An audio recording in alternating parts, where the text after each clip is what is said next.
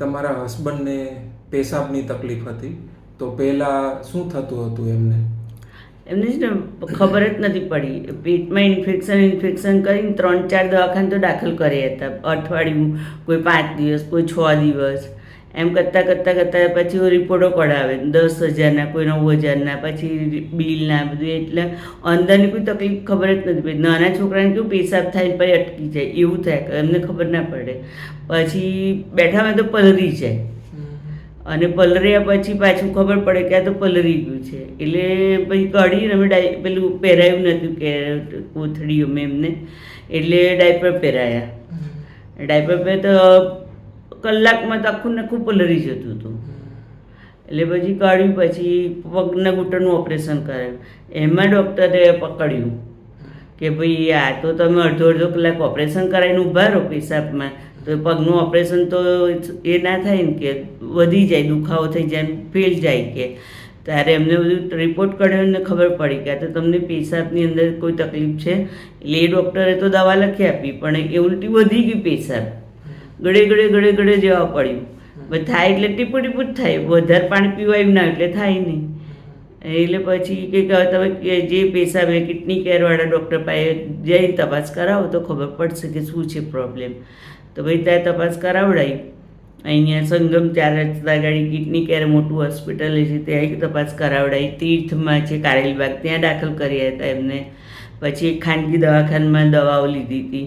એટલે એ લોકો કરતાં કિડની કેરવાળા એવું કીધું કે ભાઈ આ રિપોર્ટ આવ્યો છે તો તમારે આ પેશાબની કેર કે એટલે પેશાબની કોથળી છે ને એ નીકળવાની નથી. ઓપરેશન કરાવીશું તો બી આ કોઈ પ્રશ્ન સોલ્વ થવાનો નથી. હું ગેરંટી નથી આપતો. ઓપરેશન કર્યા પછી આ નહીં પહેરવામાં આવે એમ થેલી કે.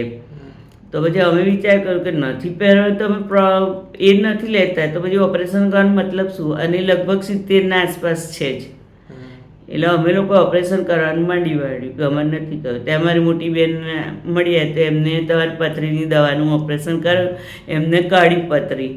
એટલે પછી એમને કહ્યું તમે 3જા મહિનામાં 5મી તારીખે તમારી પાસે આવ્યા, અને 5 થી 6 એટલે 1 મહિનામાં તો તરત જ અમને રિઝલ્ટ મળી ગયું. 15 દિવસમાં રિઝલ્ટ મળી ગયું.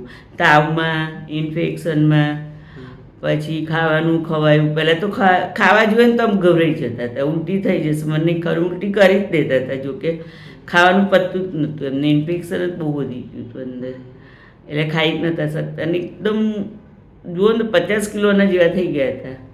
અત્યારે 60-62 કિલો વજન થઈ ગયું છે એમનું. અને હવે ખાઈ પી શકે, ફરી હરી શકે છે. પહેલાં લાકડી લઈને ચાલતા હતા, હવે લાકડી પણ નથી, ઓથળી પણ નથી, અને હવે એકદમ ફ્રી માઇન્ડ થઈ ગયા છે. એ તમને મળવા આવવાના જ છે. આજે તાપ બહુ હતો ને એટલું નહીં લાવી એમને, પણ એ તમને થઈ ગયું કેવા આવવાના જ છે. એટલે આ કોથળી કાઢી નાખી કેટલા સમયથી? આજે મહિનો થવાયો. ઓકે. તો 1 મહિનાથી. અને આ જે પેશાબની કોથળી છે કેથેટર, એ કેટલા મહિનાથી એમને પહેરેલી રાખી હતી? આમ દવાખાનામાં તીર્થમાં દાખલ કર્યા ને, પહેલા મહિનામાં દાખલ કર્યા હતા એમને. એટલે પહેલા મહિનાથી કોથળી પહેરી હતી. 4 મહિના સુધી કોથળી રહી પૂરેપૂરી. ઓકે. ઓલરેડી પહેરી રાખી 24 કલાક. ઓકે. એવું. અને એમાં જ્યારે તીર્થમાં પહેલી વખત અમે દાખલ કર્યા ને ત્યારે તો લોહી આવતું હતું અંદર. લોહી ભરાઈ ગઈ હતી આખી કોથળી. તો કરે 4 દિવસ તો કોથળી લોહી જ આવે. એટલે ડૉક્ટર કે લોહી છે એટલે બધું ચોખ્ખું થાય, પેશાબ ચોખ્ખો થાય તો ખબર પડે કે શું તકલીફ છે અંદર એમ કે.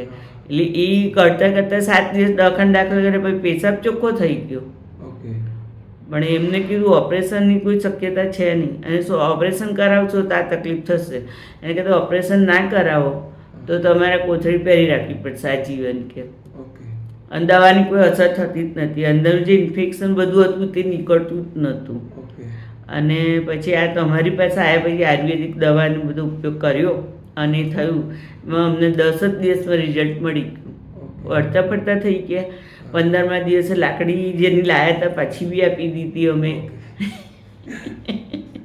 અને એમને જાતે ચડ ઉતર કરવા માંડ્યા. શ્વાસમાં જે તકલીફ પડતી હતી એમને એ બધું બંધ થઈ ગયું. અને ઓપરેશન કરવાનું અમારી ઈચ્છા નહોતી જ. એટલે અમે ઓપરેશન ના કરાવ્યું. તો બેન અહીંયા આવ્યા હતા, તમારી પથરીનું કઢાયું, એટલે એ બેને અમને અહીંયા લાવીને કરે. અત્યારે 1 મહિનો થયો પણ કોથળીની જરૂર નહીં પડી. ઓકે. એમની મેસેજ આવી છે અડધો કલાકે. દિવસમાં પહેલાં જે અઠવાડિયું હતું ને તો દિવસમાં 8-9-10 વખત જતા હતા, રાતે 8-9 વખત જતા હતા. પછી ધીમે કરતાં અત્યારે 5-6 વખત દિવસ થઈ ગયું, 5-6 વખત રાતે થઈ ગયું. અચ્છા. પેશાબના ઇન્ફેક્શનના કારણે વારંવાર પેશાબ જવું પડતું હતું. હા, હવે વારંવાર જવું નથી પડતું. ના, હવે અડધો કલાકે, પોણો કલાકે ઓકે. એવું. પહેલાં અઠવાડિયું કોથળી કાઢ્યા પછી પેલી અસર ખબર નથી પડતી ને, હા. એટલે એમને થાય કે એમ થાય એવું ખબર પડતી, પહેલાં નથી ખબર પડતી. હા. પહેલાં તો બેઠા હતા પલળી જ જતું હતું, ઓકે. એવું થતું. તો હવે કોથળી કાઢ્યા પછી ખબર પડે કે અમને લાગી પેશાબ. હમણાં 1 મહિનાથી કેથેટર ના. લગાવ્યું જ નથી. ના. એ પેશાબની કોથળી વગર જ છે. તો આ 1 મહિનામાં કેવું છે એમને?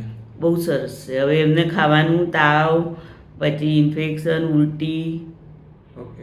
ચડવા ઉતરવામાં જે શ્વાસ ચડતો હતો એ બંધ થઈ ગયો છે, તાવ બંધ થઈ ગયું છે એમને.